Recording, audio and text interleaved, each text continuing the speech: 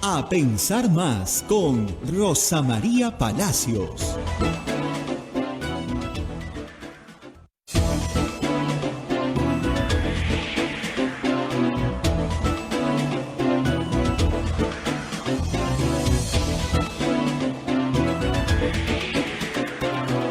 Señoras, señores, muy buenos días. Bienvenidos a Pensar Más con Rosa María Palacios desde Radio Santa Rosa para todo el Perú y para todo el mundo. Nos unimos a toda una red de radios que ya están transmitiendo también a Pensar Más. En Chimbote, Radio Santo Domingo.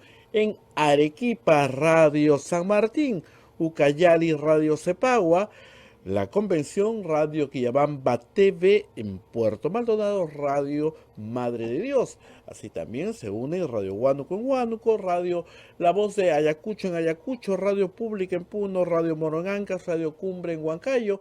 Es la radio del Arzobispado, Radio Milenio en Satipo, Radio Estación Solar en Abancay, Radio Oriente en Yurimagua, Radio Los Ángeles en Cajamarca, Radio San Valentín en Lampa, Radio Activa en Cerro Pasco, Radio Continental en Huanta.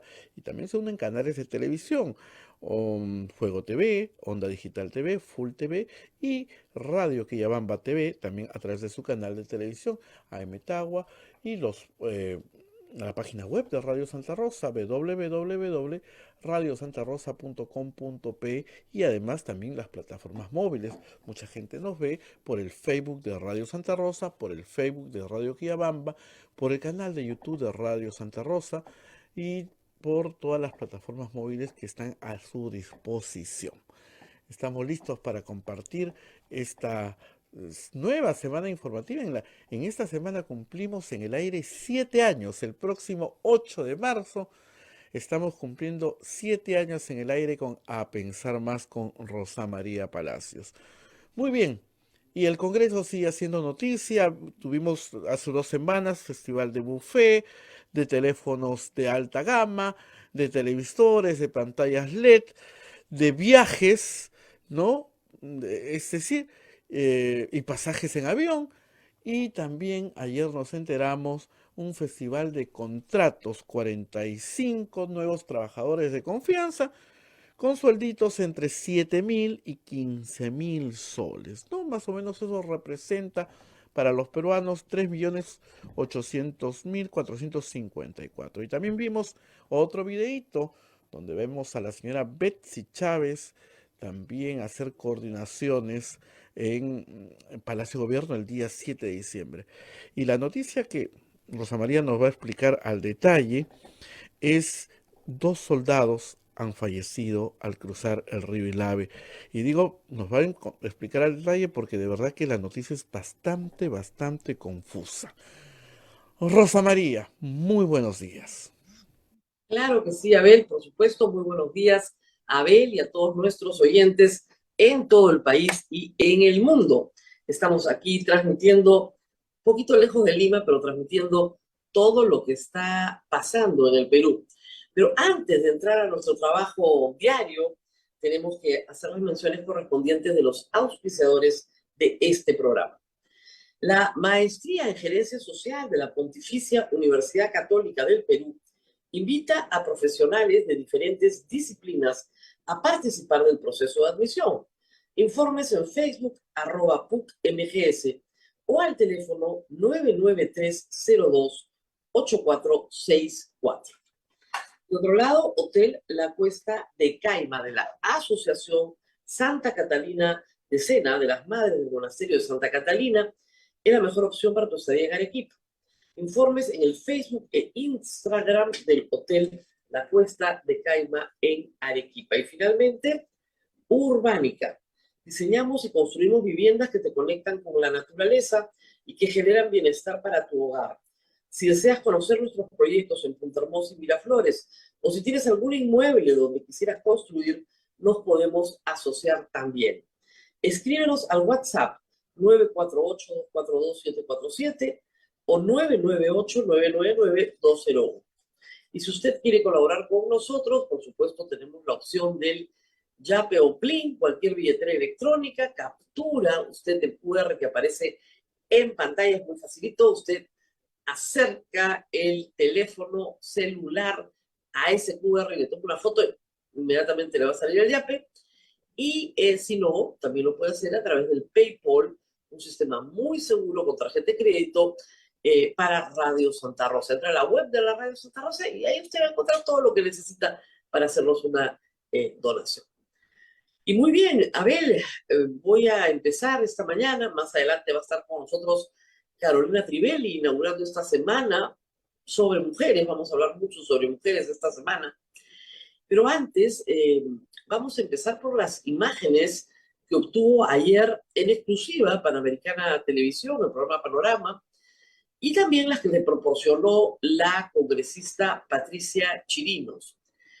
En el primer caso se trata de imágenes de las cámaras de seguridad de ambientes de Palacio de Gobierno. Esto es en especial dos, las escaleras que dan acceso desde el PCM hacia la oficina del presidente de la República, donde se observa a los ministros Salas, Sánchez, al asesor Mendieta en algunos momentos, y la otra, la más importante en realidad, la cámara de seguridad del Salón Dorado, o Salón de los Espejos, donde se realizan las juramentaciones. Si uno entra, ustedes han visto muchísimas veces, ¿no es cierto?, el lugar donde juramentan los ministros.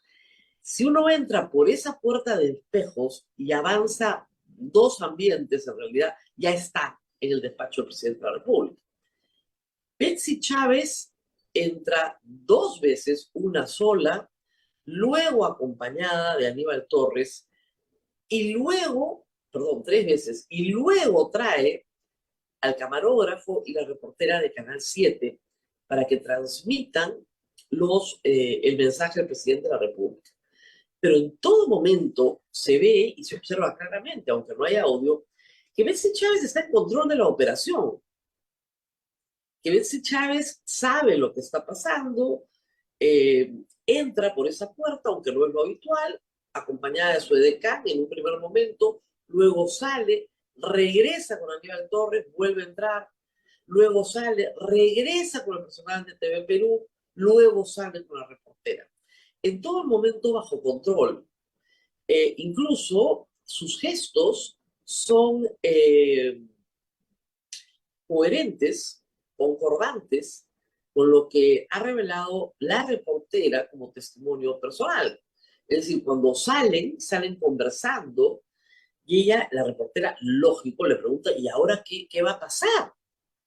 Y ella le dice brevemente, va a haber un adelanto de elecciones. ¿Elecciones de qué tipo? Le pregunta a la reportera, completamente desconcertada, y ella no contesta, pero le dice que va a preparar el decreto supremo. Entonces, esta idea de que el señor presidente Castillo en ese momento se iluminó, se levantó en la mañana, escribió un discurso solito, y que solito de un golpe de Estado, además de absurda, por supuesto, queda corroborado que no fue así. Que Betsy Chávez, en ese momento, su primer ministra, estaba en todo momento en control de la situación. Pero tal vez el material más claro son los 7 minutos antes de que empiece Pedro Castillo a dar el mensaje. Felicitaciones al camarógrafo. Ese es un magnífico trabajo periodístico. Se dio cuenta de que probablemente era importante lo que iba a pasar. Y a pesar de la advertencia de Betsy Chávez, graba en todo momento. Como quien hace una prueba, ¿no? Sonido, luz. El presidente le da órdenes directas a Betsy Chávez. La llama, le dice que mire, que observe. Hay miradas cómplices, sonrisas. Control absoluto. Control absoluto de una situación donde minutos después todo el Perú vería a un presidente al cual le temblaba la mano mientras iba leyendo las hojas que iban cayendo. Betsy Chávez interviene incluso dentro de la pantalla, se cruza delante del lente, el saco que tiene puesto es el mismo que se exhibe en los videos anteriores, aunque no se vea su cara. ¿Qué comprueba esto?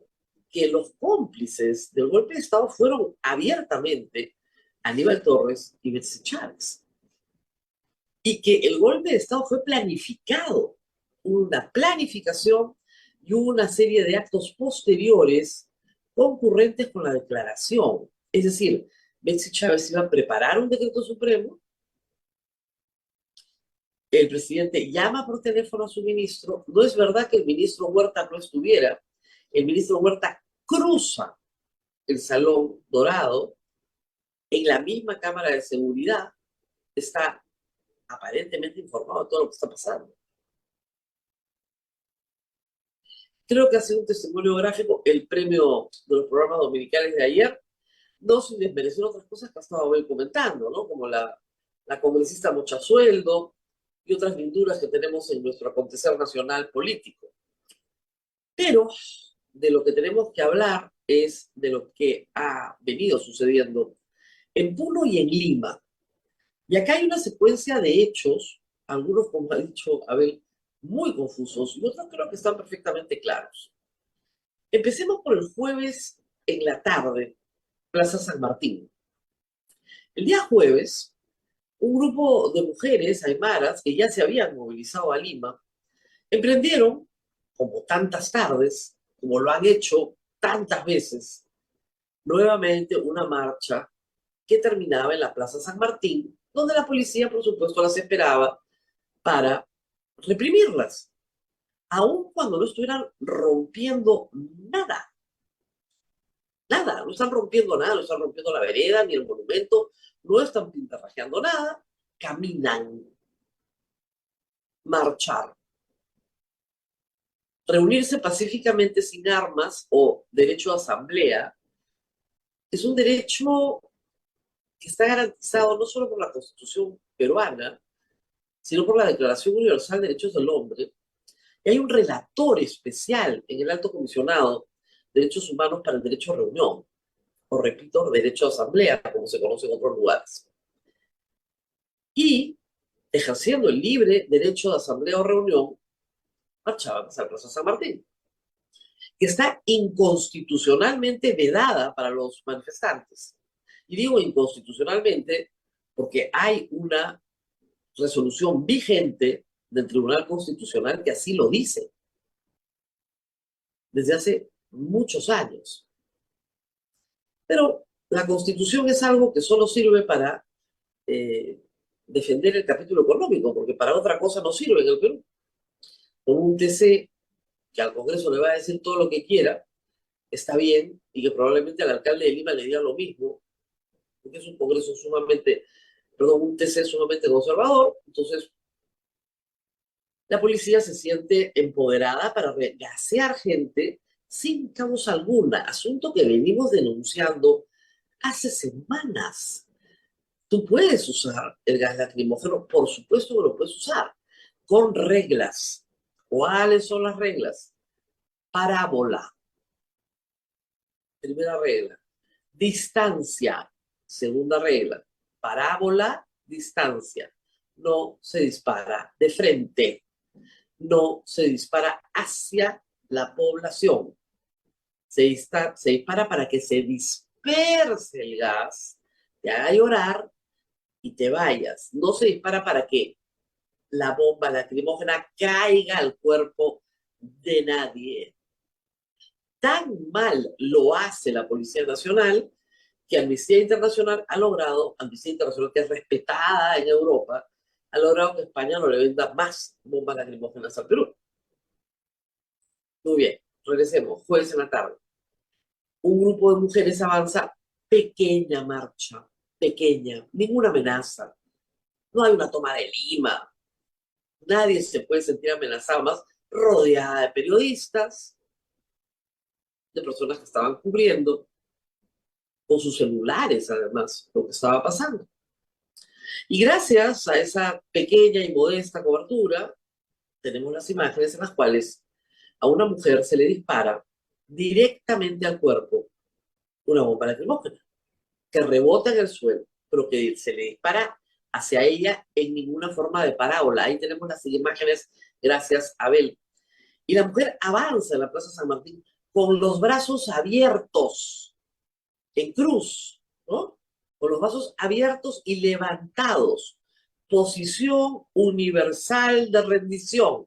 Si usted le dice, oiga, tienes que salir rendido, ¿cuál es la posición universal de rendición? Brazos abiertos, manos levantadas. Posición universal de me rindo. ¿Qué hace el policía? Y el grupo que está con ella dispara. No a 35 metros, no en parábola, ejecutando muy mal su trabajo. Muy mal su trabajo. ¿Muy bien? Las mujeres tenían una guía, como tienen todas las mujeres en el Ande, y en Lima, porque es la forma más cómoda de tener las manos libres y llevar a tus hijos contigo. Es una usanza tradicional peruana en todo el Perú, y en los Andes mucho más. ¿Muy bien? El reportero que graba estas imágenes le dice a la policía, hay niños, ¿qué les pasa? Normalmente los reporteros son neutrales, ¿no? Pero, claro, ante esto, ¿qué cosa vas a decir? Muy bien. Estas imágenes recién yo las he conocido el viernes en la mañana y mucha gente también, minutos antes de empezar el programa de Sin Guión, después de este. Y yo no podía creer lo que estaba viendo. Era un acto de brutalidad policíaca, como hay en muchos países democráticos también del mundo. La brutalidad policíaca no es exclusiva del Perú, muy bien. Y yo esperaba una protesta, obviamente, porque el gobierno se llena la boca diciendo, no, nadie prohíbe el derecho a protestar. Por favor, eso es natural, eso es lo normal. Te asean en la cara con tus hijos. Inmediatamente arranca desde el viernes y sábado y domingo, tan es así que he escrito mi columna ayer sobre el tema y lo menciono, una campaña sostenida de miles, no se imaginan ustedes, miles de mensajes de cuentas en Twitter que utilizaban las palabras escudos humanos, terroristas, de nuevo, quítenles a sus hijos, malas madres, irresponsables. Eran todos los mensajes. Ni una palabra sobre el policía que dispara. Ni una. Toda la culpa trasladada hacia las mujeres. Que supongo ellos querrán que contraten a alguien para que le cuiden a sus hijos, ¿no? Ojo, una de las mujeres que está presa hoy, la que tenía el cuaderno con los 2.000 soles que repartía, se le puso prisión preventiva porque no tenía arraigo. ¿Ustedes saben por qué no tenía arraigo? Porque sus hijos no estaban con ella. Entonces, si no llevas a tus hijos, mala madre, no estás cuidando a tus hijos, presa. Llevas a tus hijos, escudos humanos, irresponsable, es tu culpa, maldita. Que te quiten a tus hijos. No sé la cantidad de mensajes que les quiten a los hijos. En fin, una campaña de troll organizada por la policía, la DINI o algún aparato de inteligencia del gobierno. Es lo que se puede esperar, solamente hay que bloquear y bloquear y bloquear. Felizmente hay otras miles de personas que se dan cuenta claramente del abuso, gracias a Dios. Porque como siempre yo les digo a ustedes, la gente no es idiota. Pero el Ministerio de la Mujer saca un comunicado diciendo lo mismo. Que hay que proteger a los niños, no hay que exponerlos. El Ministerio de la Mujer y Poblaciones Vulnerables no dice una palabra del disparo de la policía directo, no en parábola, de una bomba lacrimógena a una mujer aymara que carga a su hijo a la espalda, que es madre, mujer y población vulnerable. Increíble. El día sábado hubo una protesta en Juli muy fuerte, porque evidentemente el Perú está interconectado a través de los celulares y todos leen cómo insultan a sus delegaciones que han ido a Lima y cómo gasean a las mujeres que han ido a Lima. Un grupo fue a protestar a lo que era el antiguo hotel de turistas, que ahora es una base militar, a pedir la desmilitarización de Puno. Un pedido que, como veremos después, tiene alguna lógica. Bueno, y lograron en la Plaza de Armas de Juli tener una extensa conversación durante una hora con 12 miembros del ejército y luego los dejaron ir porque querían saber cómo era el tema de los bonos, si se los pagaban, si no se los pagaban. En eso la policía abrió fuego, ya no sé si la policía o las Fuerzas Armadas, pero abrieron fuego en una operación conjunta porque desde el helicóptero les tiraban gases lacrimógenos. Resultado, 5 heridos de bala. Y un chiquillo de 15 años intoxicado por los gases lacrimógenos. Sábado. Se han reactivado todos los bloqueos. Ahora tenemos más de 30 bloqueos, sobre todo en la zona de Puno. Cusco anuncia nuevamente una sonada grande. Vamos a ver. Y el viernes, Dina Boluarte, nuestra presidenta, pensaba que con Punche Puno le arreglaba todo el problema. Mientras su ministra de la Mujer negaba la agresión. La policía sí sacó un comunicado sobre lo sucedido el jueves diciendo que Inspectoría estaba investigando. Es como decir, sí, pues, anda a la esquina a ver si llueve.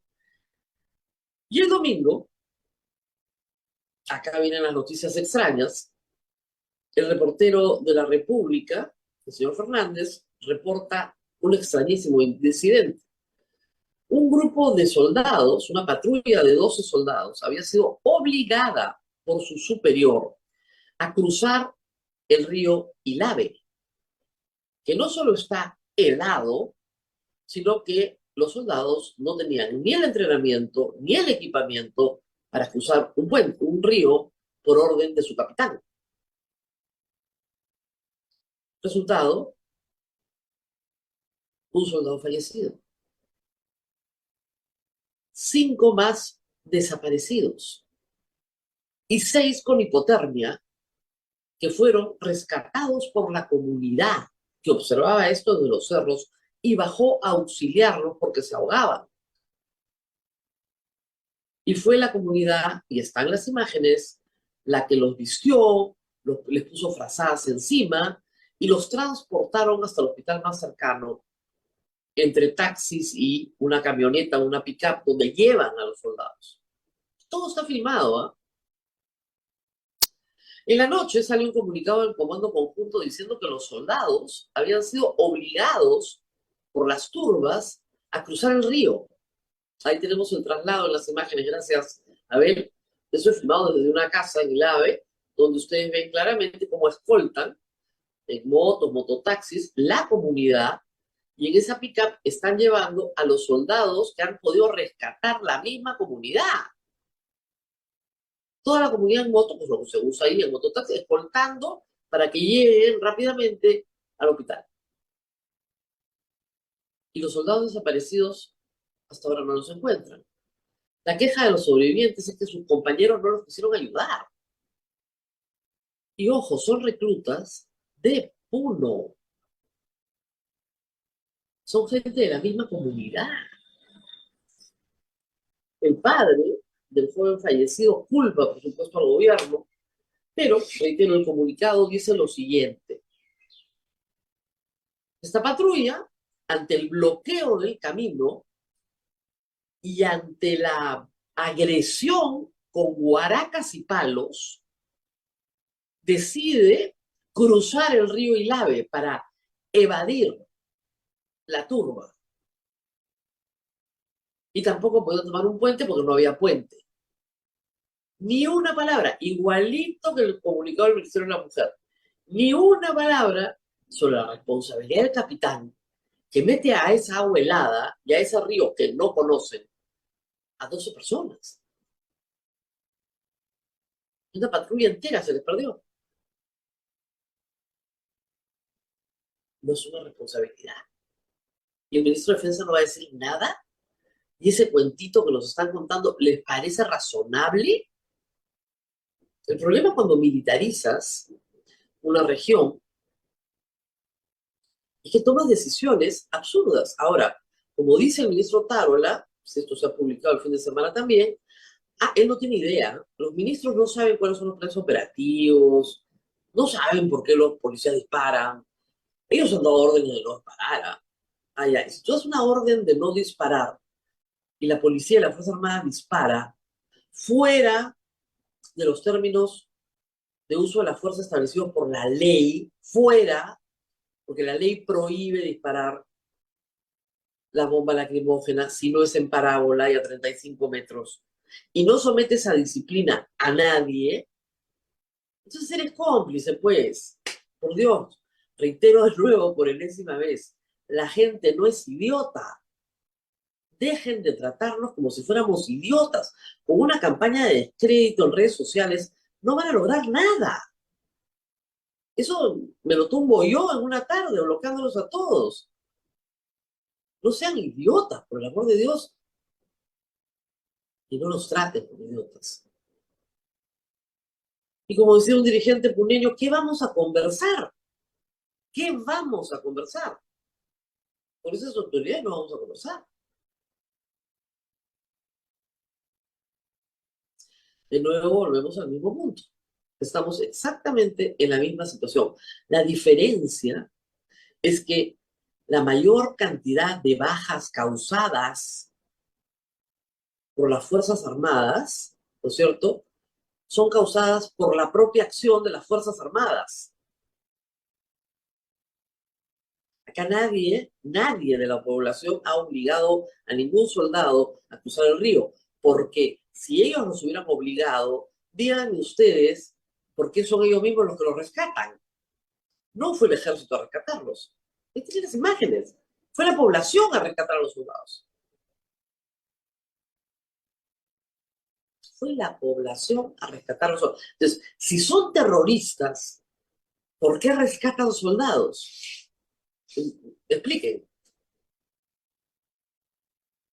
Porque no son terroristas, están protestando. Su objetivo no es matar a nadie ni que los maten. Su objetivo es el adelanto de elecciones o la renuncia de Dina Boluarte o la Asamblea Constituyente o lo que ustedes quieran.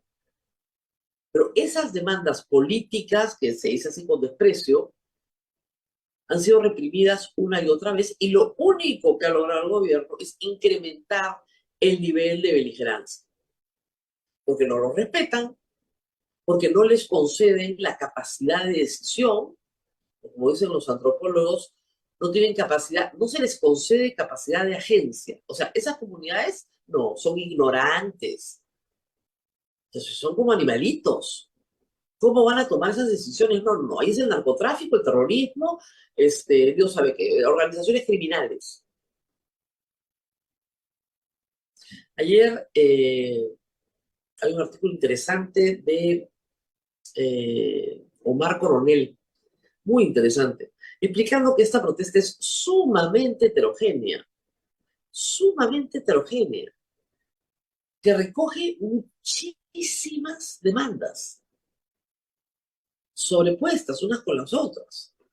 Madre de Dios, protestaban por legalizar la minería ilegal y en Puno en este momento están protestando por sus muertos ya. Por sus muertos. Y el gobierno tiene encima a la relatoría, perdón, al alto comisionado de Naciones Unidas viendo el caso Perú, con reuniones donde el Perú no puede contestar lo que tiene que contestar. Y tiene a la OEA viendo el caso Perú esta semana también, donde tampoco se puede contestar nada. Porque las respuestas son yo no sé. No sabemos, no tenemos idea, qué habrá pasado, nos han contado, nos solidarizamos con las víctimas, nos da mucha pena. Como decía el relato de la ONU, la presidenta ha dicho que esta gente se ha matado entre ella.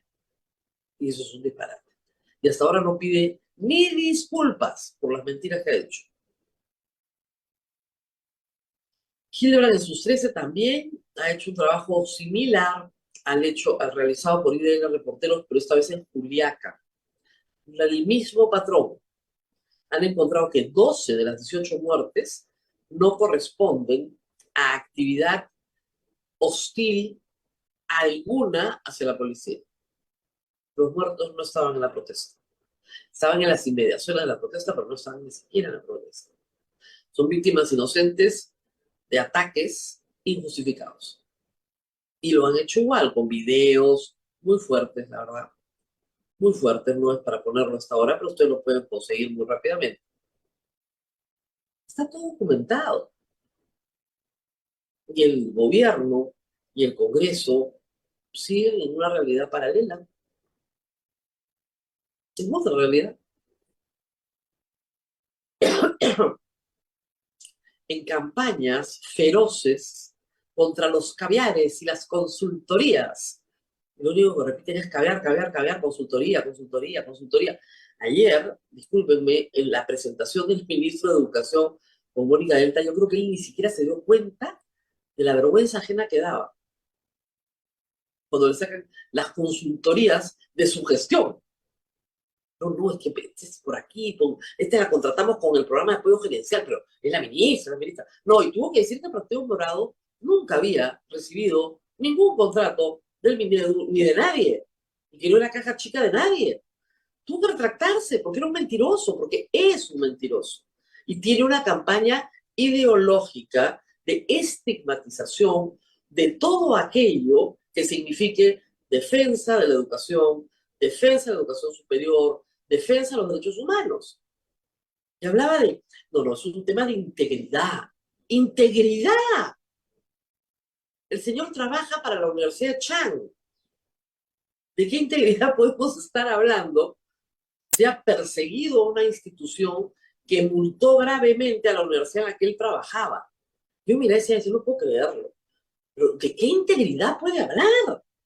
Ha organizado un zafarrancho para controlar la SUNEDU, un zafarrancho, y lo único que ha logrado es asegurar la pésima calidad del consejo directivo de la SUNEDU.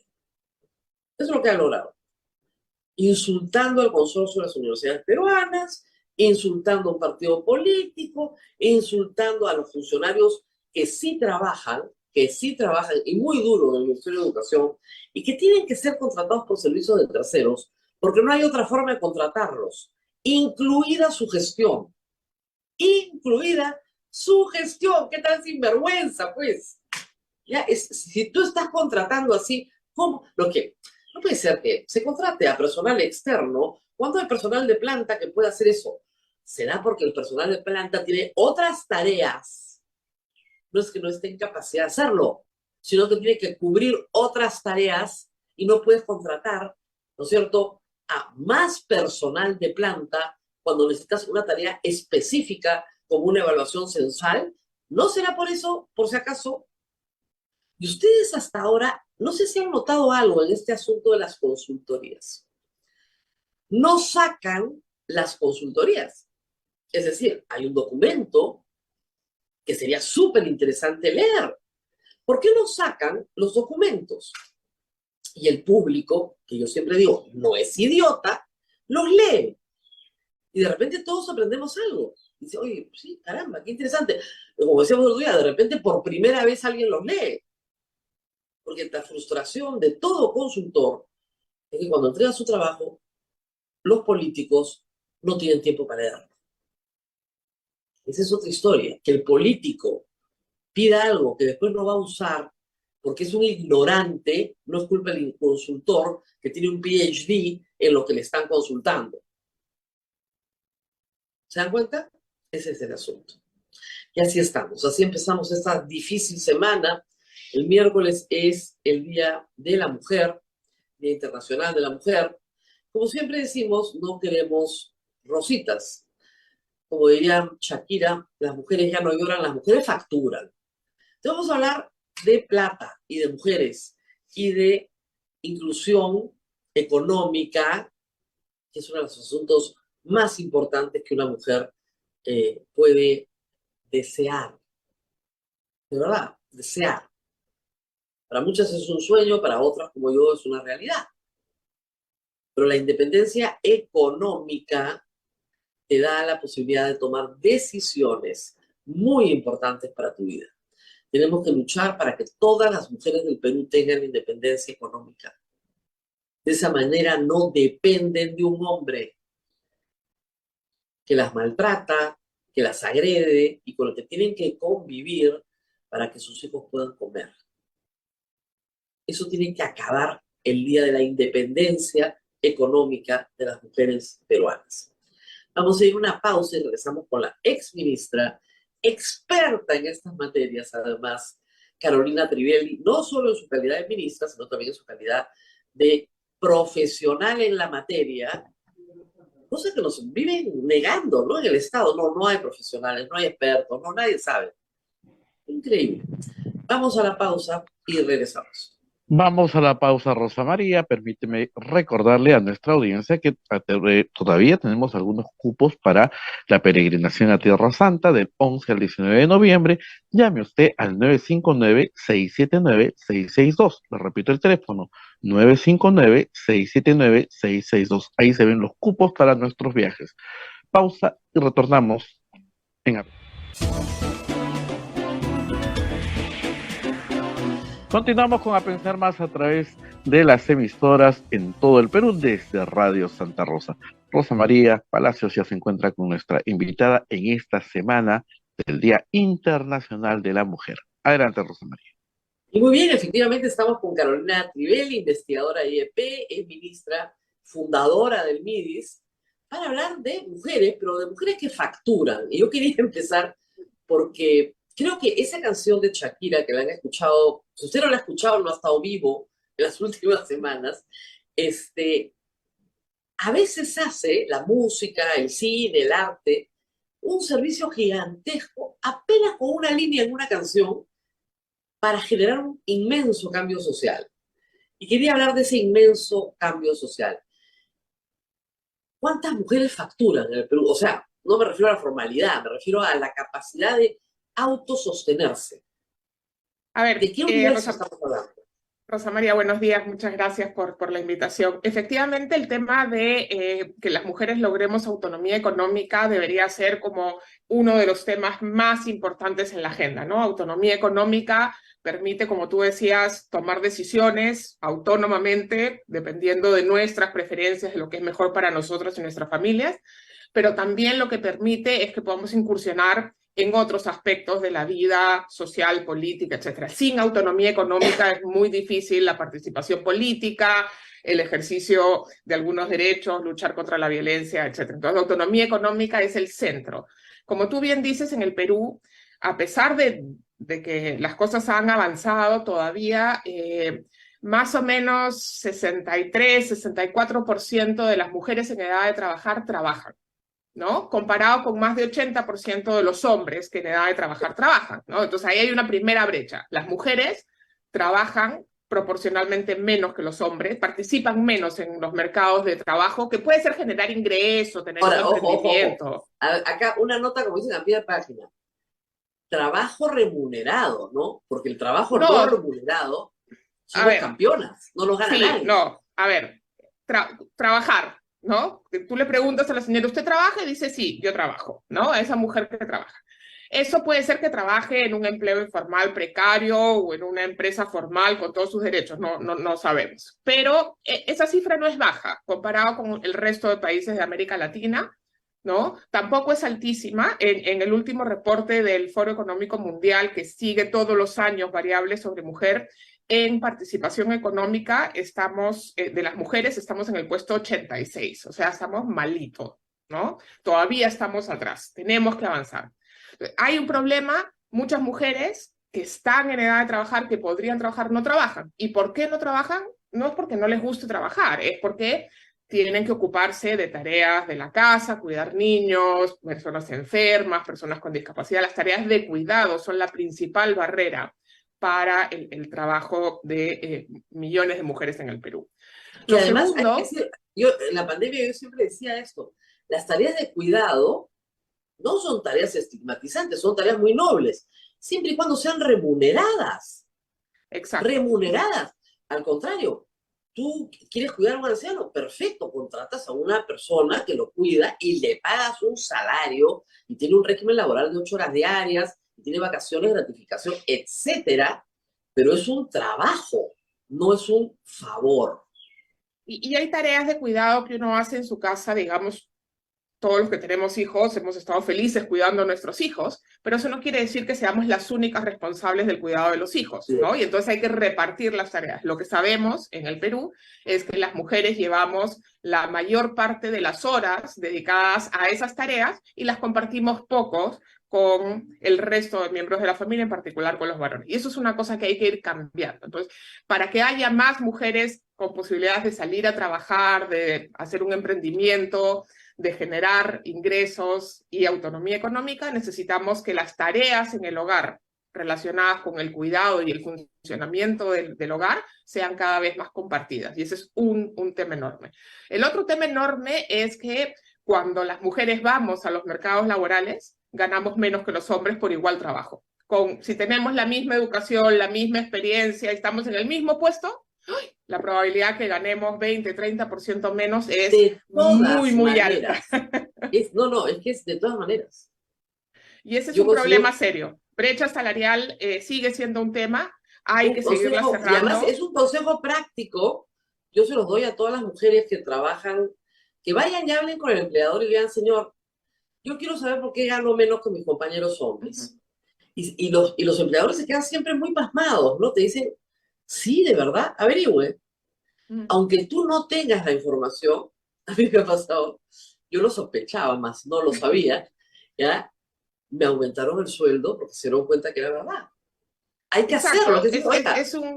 Es un tema muy recurrente, ¿no? Porque creo que tenemos que lograr, sobre todo en el sector formal, en el mundo corporativo, en las empresas, que, por ejemplo, los puestos comiencen a ser transparente cuál es el rango salarial asignado a ese puesto. Si uno va a ser cajero en el supermercado o gerente de finanzas, se gana entre tanto y tanto, y ahí dependiendo de pequeños ajustes, pero sabes que hay un piso común para hombres y mujeres haciendo ese trabajo.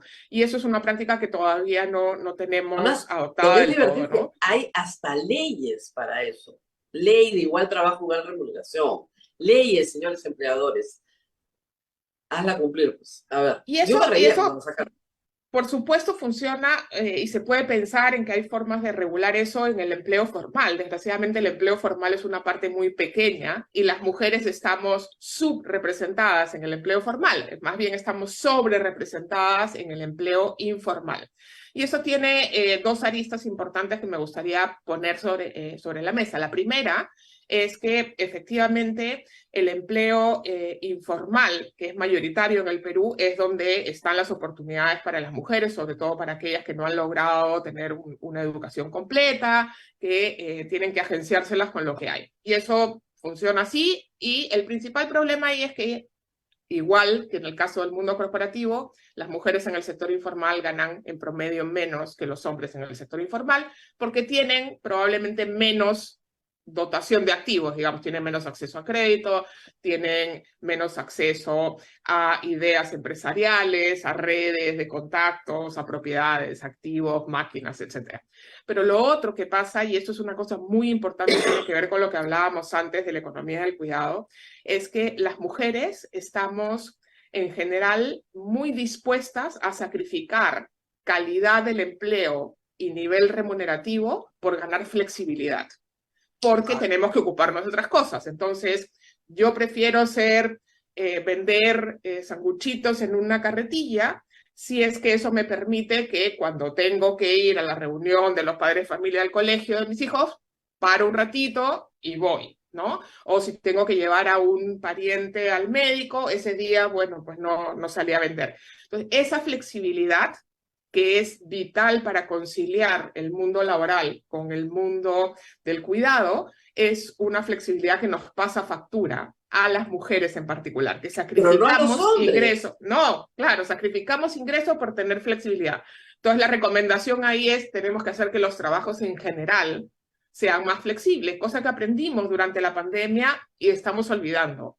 Para cerrar las brechas de género en el mundo laboral, flexibilizar los trabajos para hombres y para mujeres, porque para los hombres también hay que flexibilizarlos para que ellos también puedan llevar al pariente al doctor, ir a las reuniones de los padres de familia, colegio.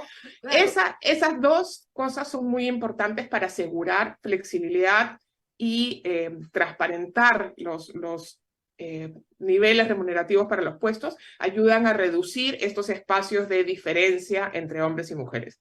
Dicho eso, igual hay, y va a seguir habiendo, y tenemos que luchar contra eso, procesos de discriminación, ¿no? Que simplemente por el hecho de ser mujer no se te considera para determinados ascensos, enfrentas problemas de acoso laboral o de acoso sexual en tu centro de trabajo que reducen tu productividad. Entonces después te evalúan y dicen, ay, no rinde tan bien, claro, porque tiene un problema de acoso en su centro de trabajo, ¿no? Entonces hay un conjunto de temas que tenemos que abordar como sociedad, como economía, pero que sí podemos resolver en buena medida para lograr que las mujeres tengan mayor autonomía económica.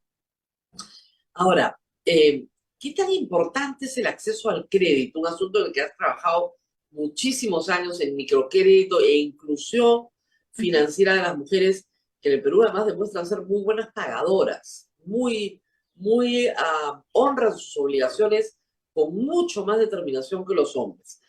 Explícanos esto, por favor. A ver, las mujeres tenemos menor acceso y usamos menos productos y servicios financieros. La menor diferencia entre hombres y mujeres está en el acceso al crédito, porque las mujeres somos efectivamente muy buenas pagadoras, somos muy buenas clientas, ¿no? Pero en el conjunto de productos y servicios financieros usamos mucho menos, ¿no? Sea porque tenemos menos dinero que mover, ¿no? Entonces hacemos menos transacciones, pero también porque tenemos muchas otras restricciones. Tenemos menos educación financiera, menos acceso a medios digitales que ahora son fundamentales para la realización de transacciones, pero lo que sabemos es que las mujeres cuando tienen acceso a una batería de productos y servicios financieros comienzan a usarlos y los usan no solo para los negocios, sino sobre todo para manejar mejor el poco dinero que tienen, y eso les permite una ganancia de bienestar. Un ejemplo claro de que además todas las mujeres, incluso las en situación de mayor pobreza, pueden tomar ventaja del sistema financiero, la tenemos en las señoras del programa Juntos. Son mujeres rurales, viven lejísimos de un banco, ¿no? Banco de la Nación, que es el que les provee el servicio, pero han aprendido a usar no solo su cuenta de ahorros, donde les depositan su transferencia, sino a usar el cajero automático, y fueron ellas quienes durante la pandemia pudieron recibir de manera más oportuna la ayuda que se les dio, pero también quienes pudieron enseñarle al resto de su comunidad cómo acudir al banco sin arriesgar la salud, cómo gestionar mejor sus recursos, y son ellas las que poco a poco han ido encontrando para qué les sirve, por ejemplo, una cosa tan simple como una cuenta de ahorros, ¿no? Señoras fantásticas que te dicen, ah, no, yo en octubre comienzo a dejar 5 soles en mi cuenta, porque en marzo mis hijos van a ir con zapatos nuevos al colegio. Eso es una actitud maravillosa porque les permite hacer un plan de inversión con sus escasos recursos, pero lo pueden hacer porque tienen el instrumento financiero para ello. Entonces, lo que hay que lograr no es solamente que hayan más mujeres con crédito, sino que las mujeres puedan elegir cuál servicio financiero les sirve dadas sus condiciones. ¿Por qué las mujeres han sido las aliadas en los programas sociales? O sea, desde el MIDIS, por ejemplo, Juntos es un programa donde la plata no se le deposita a los hombres, se le deposita a la cabeza de familia mujer. ¿Por qué? ¿Por qué se toma esta decisión de política? A ver, el programa Juntos es un programa de transferencias monetarias condicionadas, como hay muchos en el mundo. El Perú es uno de los últimos que entró en ese tipo de programas, y se entrega la transferencia a la mujer porque el programa no se trata de entregar dinero. O sea, el objetivo del programa no es darle una transferencia a alguien porque está en situación de pobreza, sino darle un dinero a una familia y al miembro de la familia que puede lograr que se cumplan 2 cosas: que los niños vayan a la escuela todos los días, durante todos los años que tienen que ir, y que los niños, sobre todo los más pequeños, asistan a todos sus controles de salud para asegurar que crecen con sus vacunas, con peso y talla adecuados, que no enfrentan otras restricciones que pueden limitar su desarrollo futuro. ¿Quién se encarga de asegurar que los niños vayan a la escuela? y de llevar a los niños a la salud, como decíamos, son principalmente las mujeres. Por eso se le entrega a ella esa transferencia que la incentiva, la ayuda, le permite cumplir de mejor manera, ¿no? Con mayor autonomía, esa tarea de asegurar que los niños tengan educación y salud. Y es muy exitoso el programa en eso, ¿no? Algunos dicen, no, el programa Juntos no sirve porque los niños salen de la secundaria y no consiguen trabajo. Bueno, pero es un problema del tipo de educación que recibieron, del lugar donde viven, de las oportunidades que hay ahí. Es un éxito que esos niños y sobre todo esas niñas logren terminar hasta quinto de media. Claro, por lo menos han terminado la secundaria, o sea, ese es el objetivo del programa, porque además hay que decir que en eso sí se ha mejorado mucho. O sea, la niña rural hace 20 años tenía una situación muy diferente a la niña rural hoy. Sin y duda. Eso tiene que ver con este tipo de programas, ¿verdad? Sin duda. Hoy día lo que tenemos es un porcentaje creciente de niños y niñas que logran terminar quinto de media porque el programa Juntos los acompaña hasta ahí. El programa Juntos es un instrumento para asegurar que los niños terminen su formación escolar y que lleguen a la escuela con todas sus vacunas, con todos sus controles de peso y talla, etc.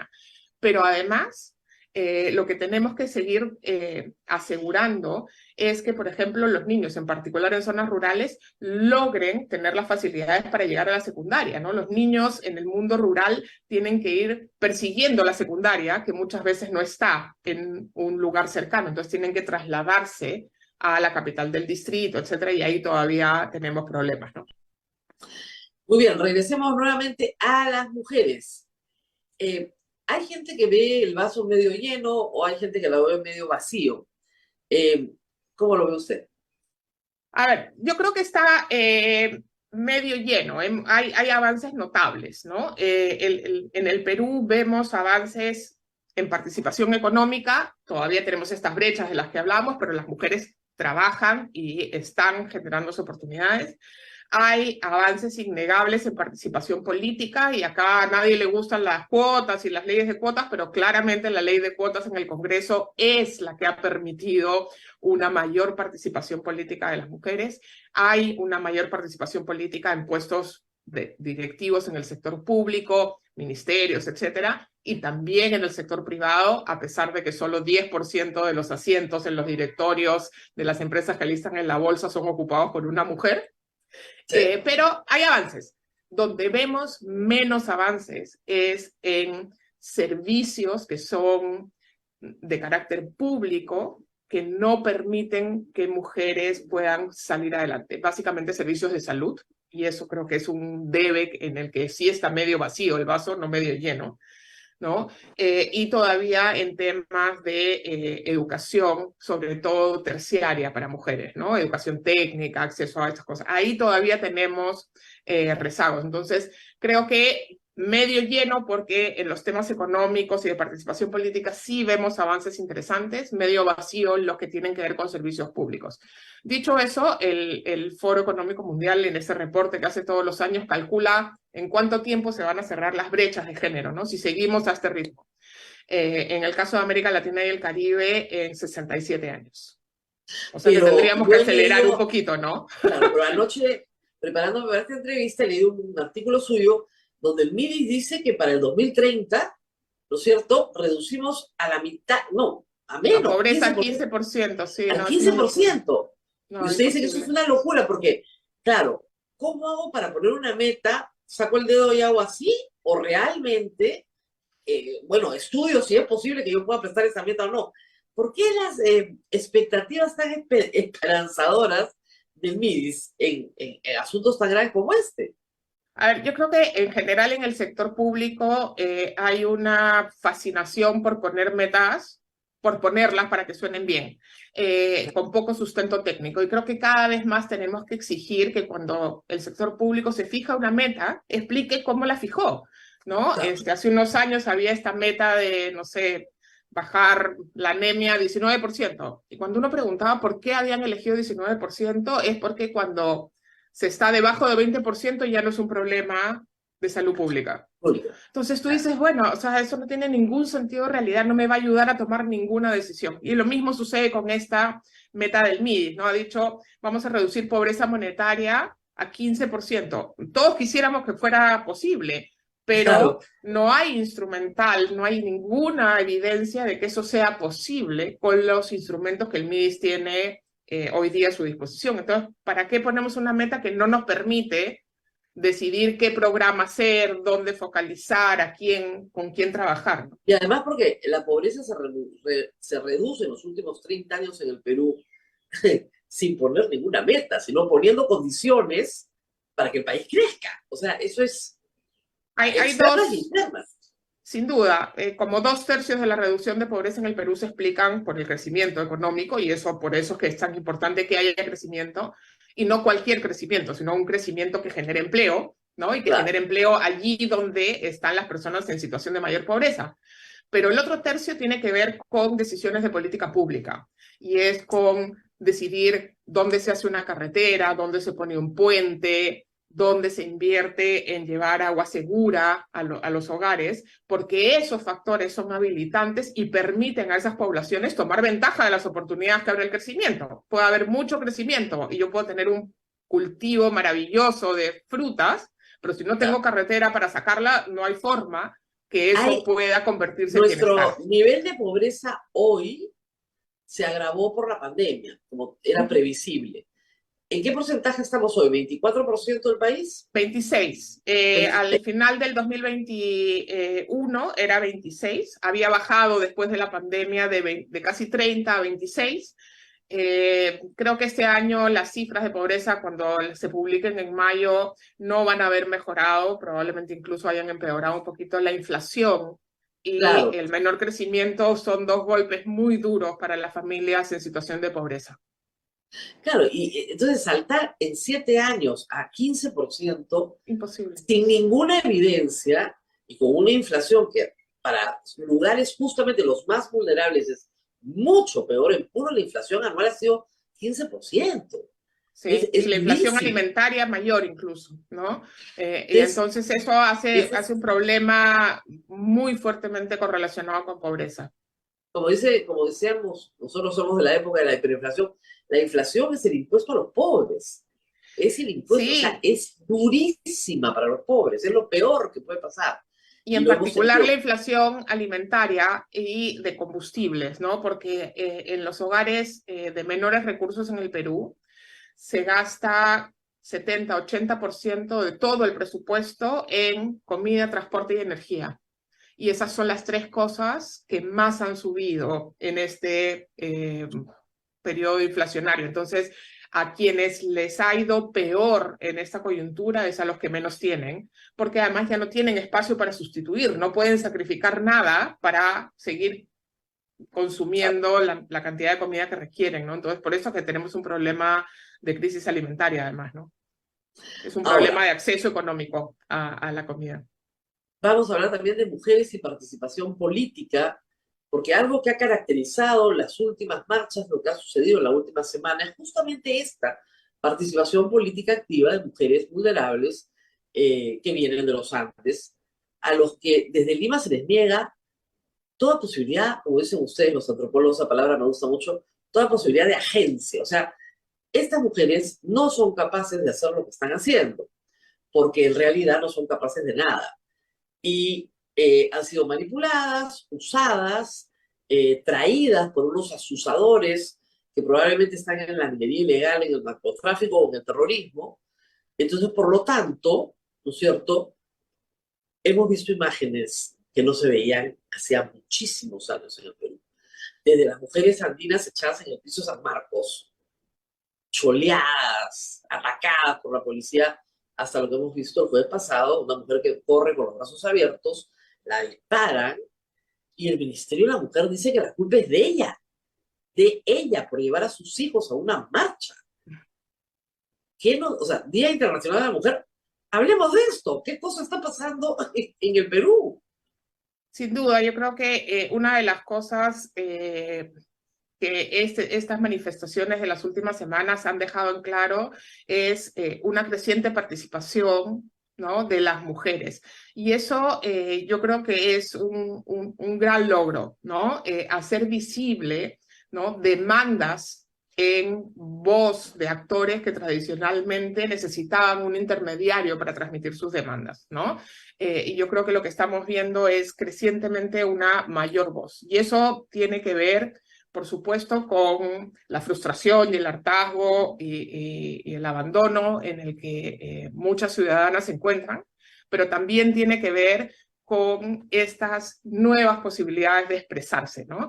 Y creo que uno de los grandes desafíos es cómo canalizar esa voz de las mujeres, ¿no? Adecuadamente para que se convierta en cambios en su situación, ¿no?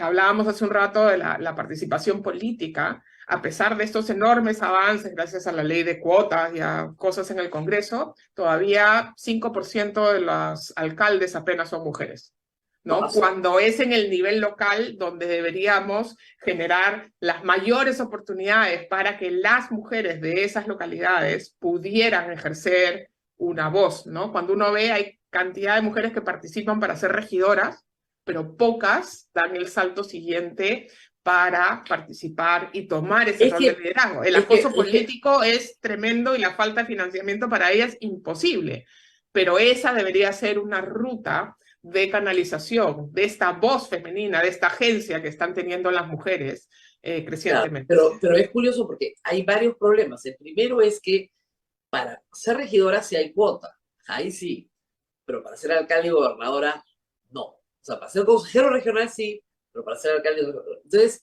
ahí hay una barrera porque evidentemente el partido, la organización, los partidos políticos en el Perú hoy, los que hay, están controlados por hombres, no están controlados por mujeres, salvo algunos casos excepcionales, donde, por ejemplo, está Keiko Fujimori, pero todo su grupo político es básicamente masculino. Entonces, no hay ni tampoco hay una agenda en los partidos políticos que se comprometa con estos temas, salvo de manera marginal para obtener el voto y luego, bueno, ya llegamos y aquí estamos. Y ese es el problema central. No hay agenda en las instancias que toman esas decisiones sobre los temas de mujer. Y es lo mismo que vemos en el mundo de las empresas y en el mundo corporativo. No, en los directorios no hay una agenda de temas de género tan difundida. Entonces, por eso es tan importante que entren mujeres a los directorios, para que lleven esa agenda, por ejemplo, ¿no?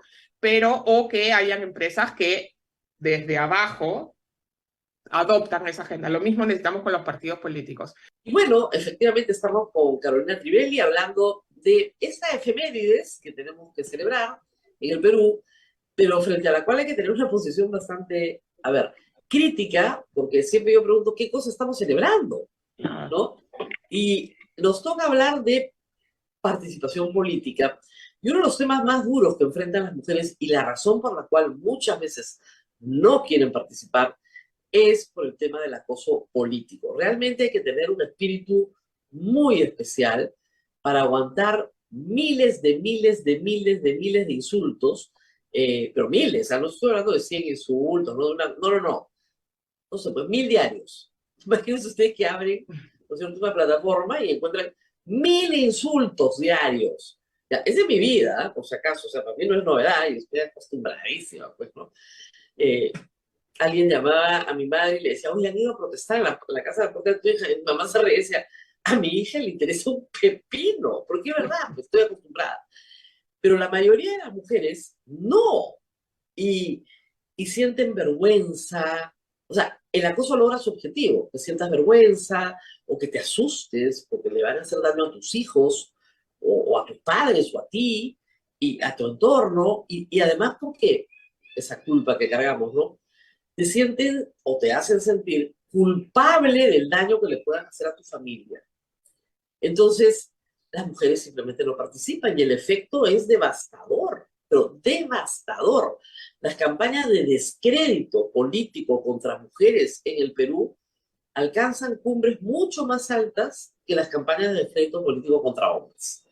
Y a mí no me van a decir que no, porque además, eso, pero Rosa María, entran a aspectos de la vida personal de las mujeres con mucha mayor facilidad que a la vida personal de los hombres, ¿no? Entonces, cuestionan aspectos de su vida personal que son muy sensibles en esta sociedad para las mujeres, ¿no? Si era buena madre, si no era buena madre, si crió bien a sus hijos, ¿no?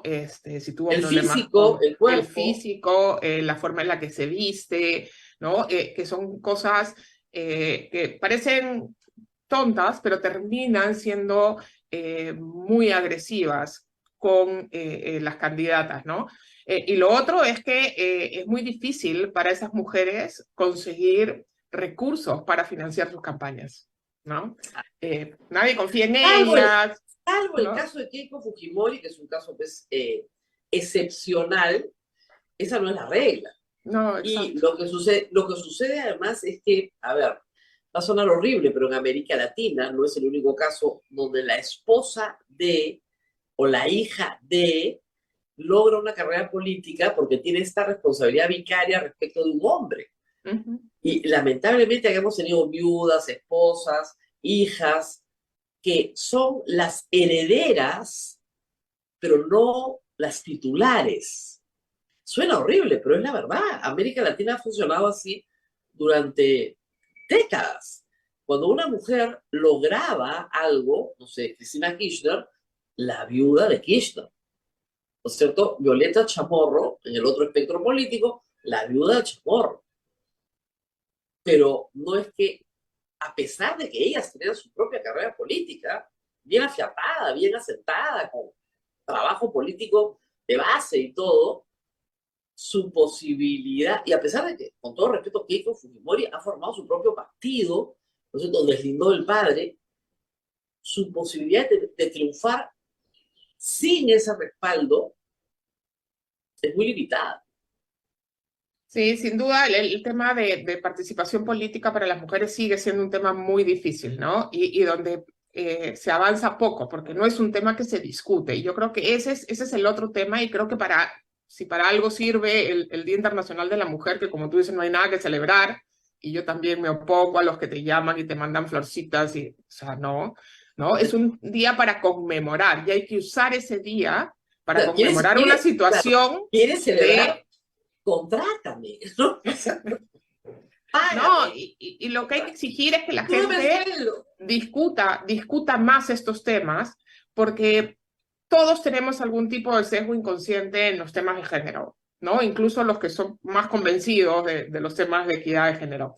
Y necesitamos hacer que eso se vuelvan, como tú decías al principio, temas de la sociedad. Y por eso es importante que esté en canciones, que esté en películas, que haya un Día Internacional de la Mujer, donde usemos eso de excusa para poner una discusión sobre la brecha salarial, el acoso político o cualquier otra desigualdad que está afectando a las mujeres por el simple hecho de ser mujeres. O sea, no es por otra cosa, sino es un tema de discriminación Claro, y por que ejemplo, hace que sea todo más ineficiente para la propia afectada, pero para la sociedad en su conjunto. y vamos a tomar un ejemplo que yo ponía al inicio del programa, el tema de las mujeres en las protestas. Llevan a sus hijos, mala madre, que te quiten a tus hijos los miles de Exacto. mensajes y el ministerio lo refuerza, porque lo que dice el ministerio es, la policía está para pegarte. Entonces no lleves a tus hijos porque te van a pegar.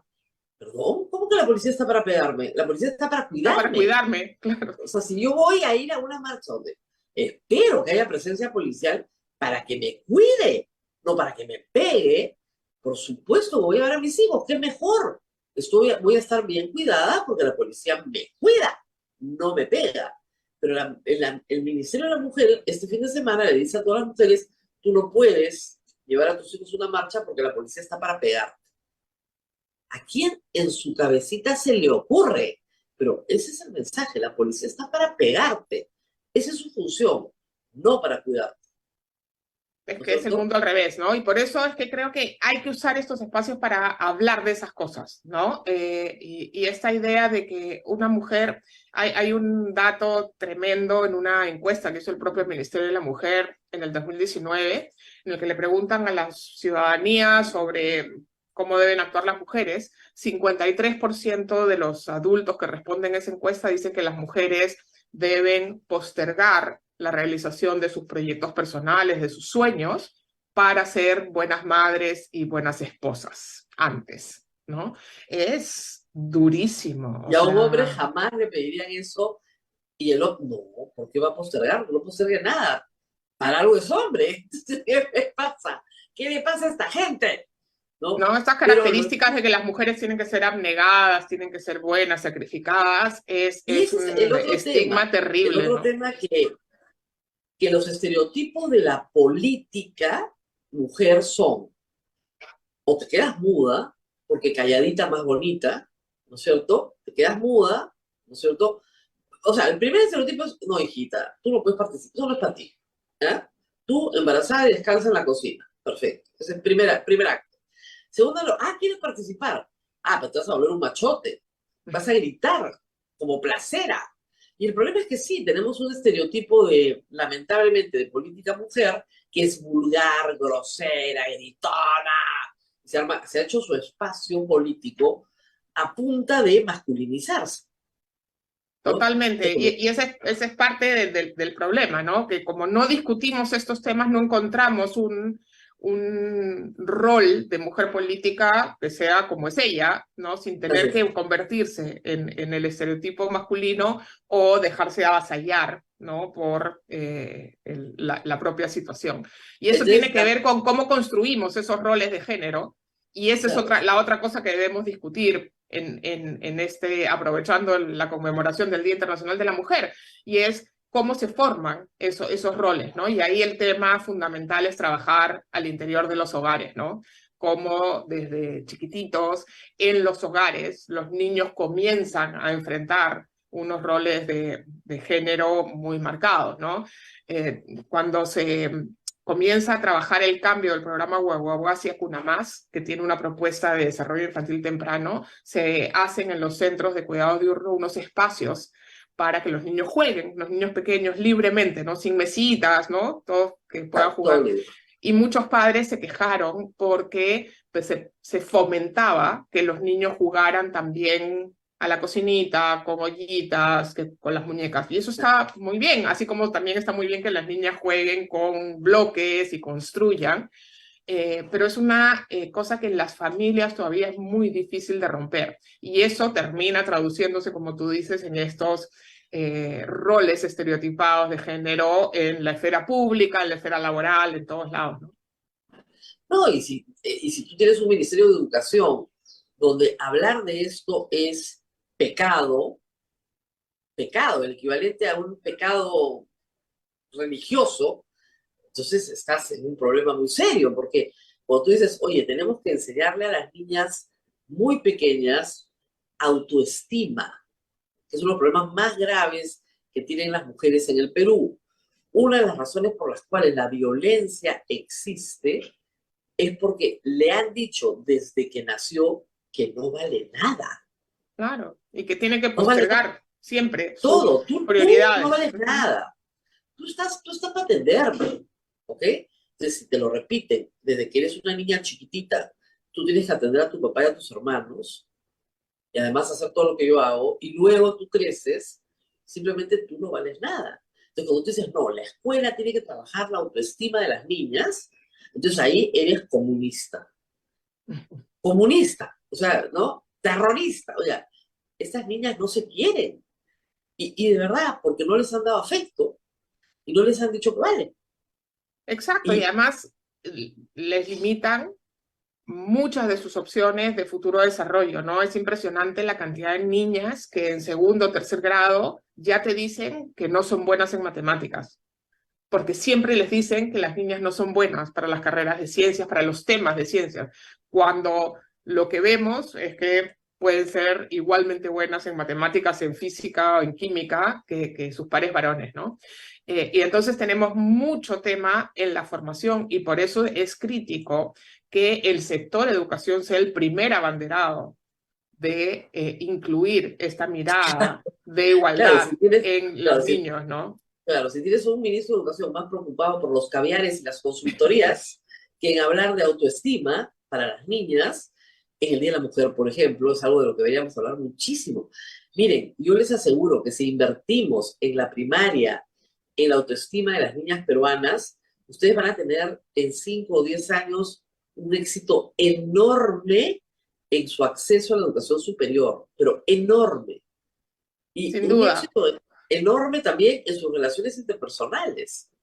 Alguien les tiene que decir de muy chicas que son estupendas, punto, que no hay nada que discutir.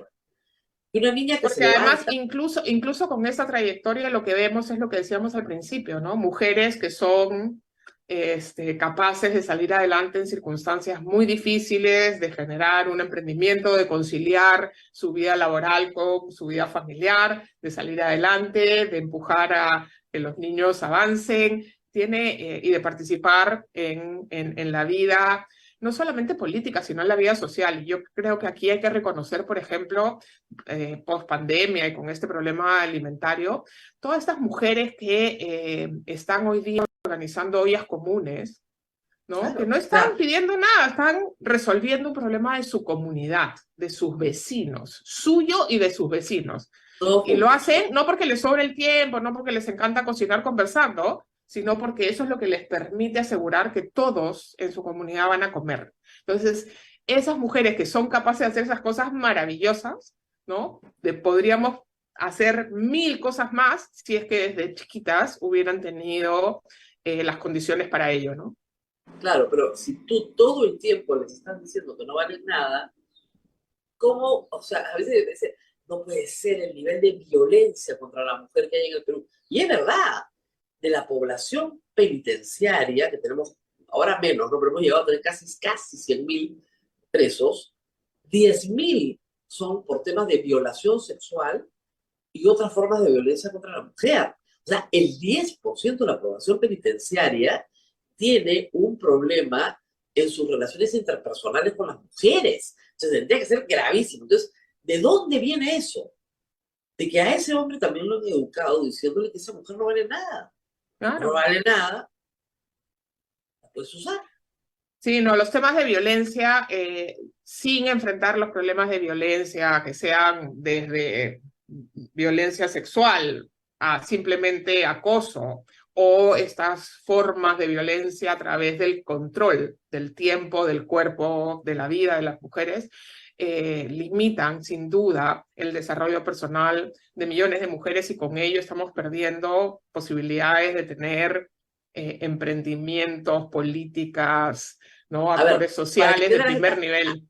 claro, mantener las cosas como están perjudica la economía, vamos, Sin bastante, duda, sin duda. bastante. Entonces, hasta los que no están comprometidos con la causa, ya por lo menos por conveniencia, ya, por utilidad práctica. A Esto nivel mundial, las mujeres somos la mitad de la población, pero solamente aportamos con el 37% del PBI global. O sea, hay un claro, 13% que podría, o sea, la economía del mundo podría ser 13% más grande si las mujeres pudieran participar en toda su expresión en la vida económica del planeta así Tierra. es, o sea que hasta por conveniencia. Y en el tema del control del otro, somos las mujeres las que más sufrimos, porque en efecto, el control, por ejemplo, del cuerpo, ¿no? No es el día de la no violencia contra la mujer, ahí se tiene su día especial también, pero el tema del control del cuerpo es alucinante, yo vivo alucinada, ¿no? Tengo una turba parada en la puerta de mi casa, ¿qué me gritan? Bueno, terrorista, que es un delito que no he cometido, comunista, todo el mundo sabe que soy una persona de derechas, siempre lo he sido, pero luego es cerda, chancha, tu papada, tu cuerpo es mi dominio. Eso es lo que me están Claro, diciendo. Tu claro. cuerpo es mío y yo tengo derecho a tocarlo con mi lengua como me dé la gana, porque yo voy a convertirte en un animal, en una morsa, en una cerda, en una chancha marrana. Eso es lo que yo estoy haciendo contigo. Bueno, eso que hacen conmigo, hacen con millones de mujeres en el Perú, en la intimidad del hogar. Claro, Todo el tiempo le dicen que el cuerpo no es de ella, el cuerpo es de un hombre que te domina. claro, y que hay una forma como deberías comportarte, cuidarte, presentarte, que no depende de lo que tú quieras, sino de lo que los demás esperan de ti, y que ellos tienen derecho a imponerte eso, y es durísimo, ¿no? Para las tomas de decisiones diarias, no es para un tema solamente de autoestima, sino... Claro, si no tienes una autoestima muy elevada, digamos, como es el caso de las presentes, como debe ser. Entonces, claro, esa mujer se desmoraliza, se retrae, no participa en la vida social, ni en la vida política, ni en la vida económica. Claro, te disminuye. Y ese es el tema, ¿no? O sea, en vez de potenciarte, lo que necesitamos es ciudadanas que puedan hacer su máximo potencial en lo que quieran, ¿no? Y el sistema actual les quita, ¿no? Les baja la llanta todo el rato. Y ese es el problema. Entonces lo que necesitamos es asegurar que nadie te pueda bajar la llanta.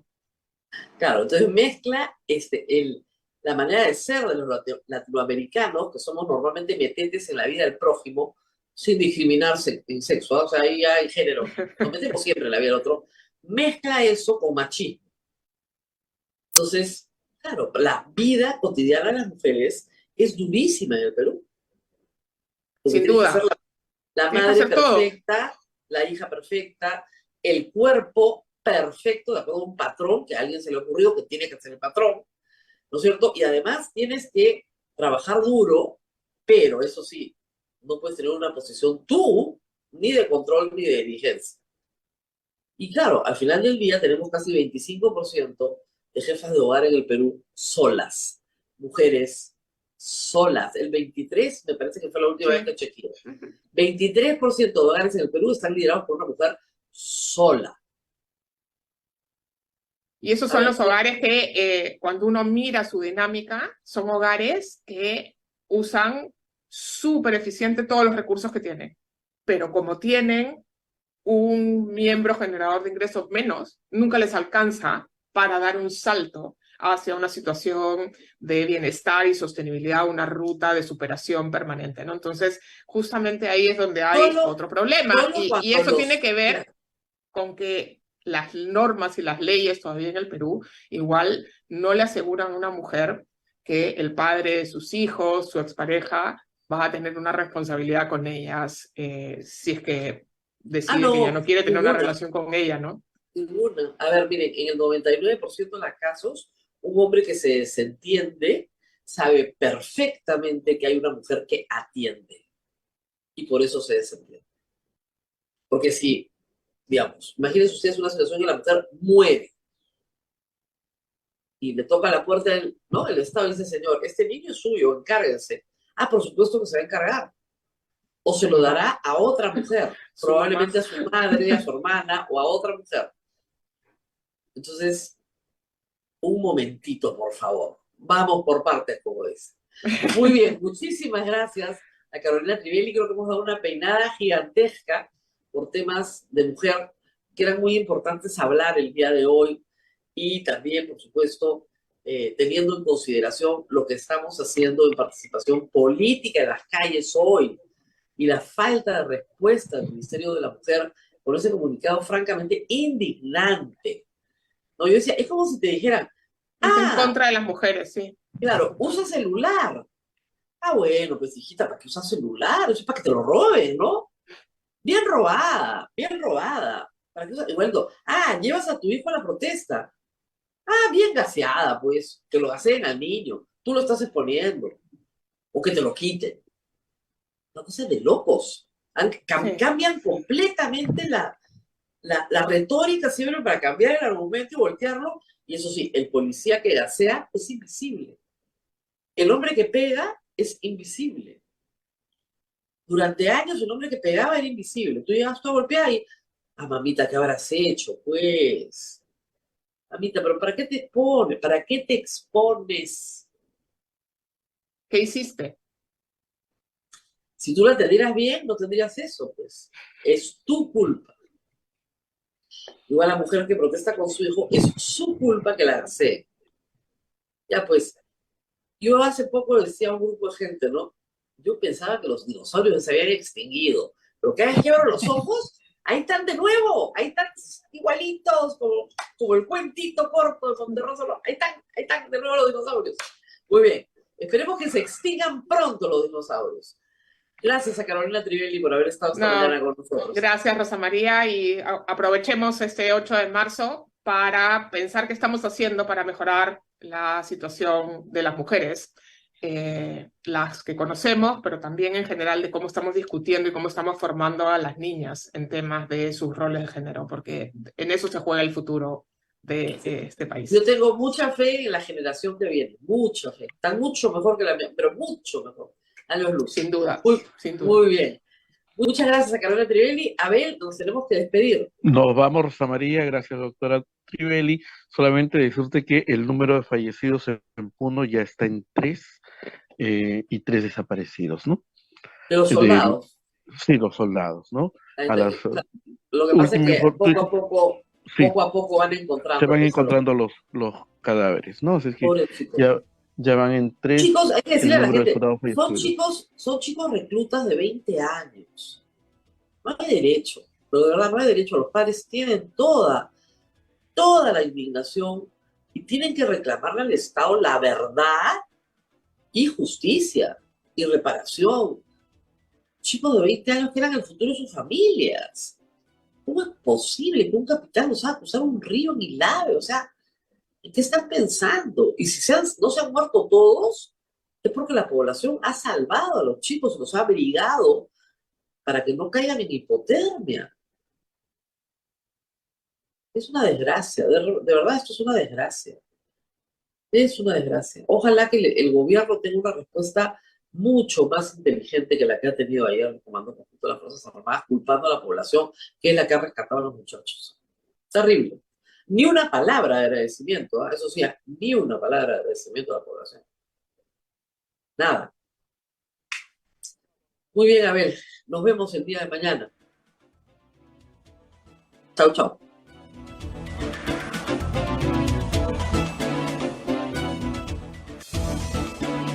Hasta aquí, A Pensar Más con Rosa María Palacios.